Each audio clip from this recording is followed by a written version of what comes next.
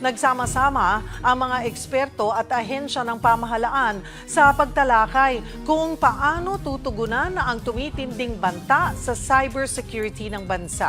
Para bigyan ng mukha ang balita, Mobile Journal, Jazz Paredes. Sa panahon ng mas matatalinong cyber threats, handa ka ba sa mga panganib sa internet? Mas nagiging komplikado ang mga banta sa cyberspace, mula sa hacking, online scam, hanggang sa pagkalat ng fake news at disinformation. Kaya sa paglulunsad ng programang I Am Secure sa Makati, kung saan nagsama-sama ang mga cybersecurity experts, mga ahensya ng gobyerno at mga lider ng iba't ibang sektor, sila na mismo ang nagsabi, isa na itong issue ng pambansang seguridad. The perspective of the Armed Forces of the Philippines, of course, we look at this as a national security concern. No? That is why dati kinetic lang tayo, no? Over land, air, and sea ang possible threats. But now, there's a cyber domain threats, itong mga cyber attacks. Lang naman yung mga bata ang inaatake. Even yung mga medyo may edad na, yung matatanda na, are also being victimized by cybercrimes. In fact, we all know na mayroon tayong tinatawag ng mga love scams. At sino po ang mga pinupuntikan nitong mga love scams na to or romance scams? Yung pong mga byuda, mga byudo, yung mga nag-iisa lang sa buhay.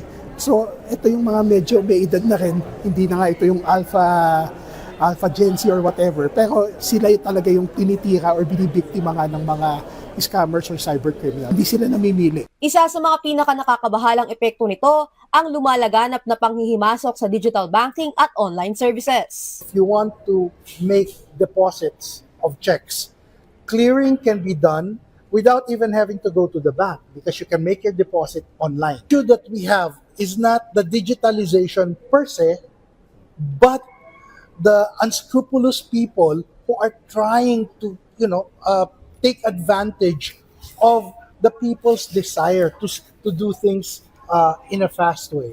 Sa ngayon, isa ang nakikitang solusyon dito ng PNP. Lagi ko pong suggestion, Judge, you have to use devices or different kinds of devices for any kinds of transaction. A special device for social media, and another device for financial accounts, and another device for text or messages to another person.